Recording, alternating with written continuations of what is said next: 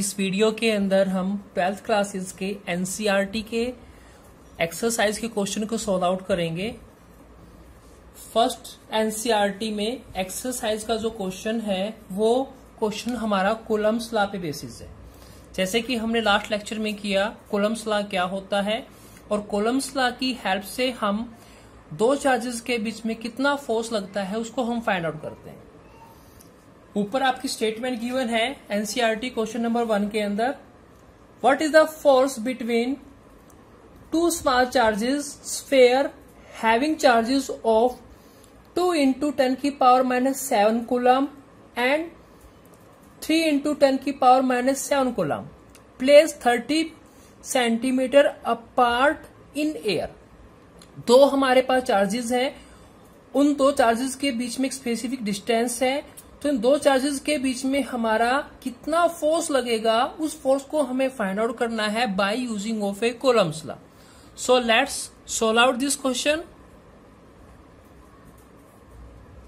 यहां पे हमारे पास Q1 की वैल्यू जो गिवन है 2 × 10⁻⁻7 कूलम्स लॉ है।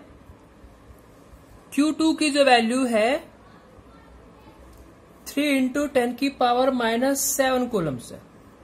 डिस्टेंस जो यहाँ पे गिवन है हमारा 30 सेंटीमीटर गिवन है। हम यहाँ पे एसआई सिस्टम को यूज करेंगे, इसलिए 30 सेंटीमीटर को हम यहाँ पे कन्वर्ट करेंगे मीटर के अंदर। मीटर में कन्वर्ट करेंगे तो हमारी वैल्यू क्या आ जाएगी, आर की वैल्यू 10⁻⁻2 मीटर। और यहाँ पे हमें क्या फाइंड आउट करना है, इन दो चार्ज के बीच में कितना फोर्स है वो फाइंड आउट करना है। कूलम्स लॉ हमें यहाँ पे पता है, कूलम्स लॉ क्या होता है, F = Q1 डिवाइड में Q2 डिवाइड 4π एप्सिलॉन r² होता है। r यहाँ पे हमारा क्या हो गया, डिस्टेंस हो गया। जो हमारा 1/4π एप्सिलॉन होता है, ये हमारी किसकी वैल्यू होती है, k की वैल्यू। और k की वैल्यू हमारे पास क्या होती है, 9 × 10⁹ होती है। हमारे पास Q1 की वैल्यू है, Q2 की वैल्यू है, 1/4π एप्सिलॉन की वैल्यू गिवन है, r² की वैल्यू गिवन है। बस हमें क्या करना है, यहाँ पे सोल्व आउट करना है। F = 9 × 10⁹ Q1 और Q2 की दोनों की वैल्यू यहाँ पे पुटअप कर देंगे। Q1 की वैल्यू 2 × 10⁻⁻7 कूलम्स है और Q2 की जो वैल्यू है वो 3 × 10⁻⁻7 कूलम्स है। नीचे यहाँ पे हम पुटअप करेंगे r²। r हमारा क्या पे कितना है, 30 × 10⁻⁻2, 30 × 10⁻⁻2। ये वैल्यू हमारे यहाँ पे आ जाएगी। यहाँ पे इसको हम कैंसिल आउट कर देंगे, 9 से 3 से कैंसिल आउट करेंगे, 3 3 जा 9 और 3 1 0। 2 को हम कैंसिल आउट कर देंगे, 2 1 जा 1 और 2 5 जा 10। ये वैल्यू हमारे पास यहाँ पे आ जाएगी। जब इस वैल्यू को हम मैथमेटिकल सोल्व आउट करेंगे तो हमारे पास जो फोर्स आएगा, जो वैल्यू आएगी, वो वैल्यू आएगी 6 × 10⁻³ न्यूटन। ये हमारा आंसर आ जाएगा। एक्चुअली ये हमारे पास जो वैल्यू आई है वो वैल्यू हमारे पास किसकी आई है, वो वैल्यू हमारे पास यहाँ पे वैल्यू आई है F की वैल्यू। F = 6 × 10⁻³ Newton. इन दो चार्जेस के बीच में Q1 और Q2 के बीच में कितना हमारा फोर्स लगेगा, वो हमारा कितना है, 6 × 10⁻³ newton. Question number 2 of NCERT exercise question. The electrostatic force on a small sphere of charge 0.4 microcoulomb due to another small sphere of charges -0.8 microcoulomb. दो स्फीयर हमारे पास हैं, उन दो स्फीयर के पास पर हमारे जो चार्जेस होते हैं वो हमारे अलग अलग हैं और दोनों स्फीयर हमारे कहाँ रखे हुए हैं, एयर में रखे हुए हैं। और इन दोनों स्फीयर के बीच में जो हमारा फोर्स लग रहा है वो हमारा है 0.2 न्यूटन। क्वेश्चन यहाँ पे क्या पूछा, फर्स्ट क्वेश्चन यहाँ पे पूछा है what is the distance between the two sphere. First तो यहाँ पे क्वेश्चन हमें पूछा है कि यहाँ पे हमें क्वेश्चन ये फाइंड आउट करना है कि दो स्फीयर के बीच में हमारा आर की वैल्यू कितनी है, टोटल डिस्टेंस हमारा कितना है। सेकंड क्वेश्चन पूछा है यहाँ पे what is the force on the second sphere due to the first sphere. Second sphere के कारण फर्स्ट स्फीयर पे हमारा कितना फोर्स लग रहा है। तो यहाँ पे हमारे पास जो वैल्यू है वो वैल्यू हमारे पास गिवन है। Q1 की जो वैल्यू है 0.4 माइक्रोकूलम है। माइक्रोकूलम को हम माइक्रो को रिमूव करने के लिए हम यहाँ पे लगा देंगे 0.4 और माइक्रो की प्लेसेस पे क्या लिख देंगे हम 10⁻⁻⁶। आपको पता है माइक्रो की जो वैल्यू होती है वो कितनी होती है, 10⁻⁻⁶ होती है। देन यहाँ पे हम वैल्यू रख देंगे Q2। Q2 की वैल्यू जो गिवन है वो हमारे पास यहाँ पे जो वैल्यू गिवन है माइनस में गिवन है 0.8 माइक्रोकूलम।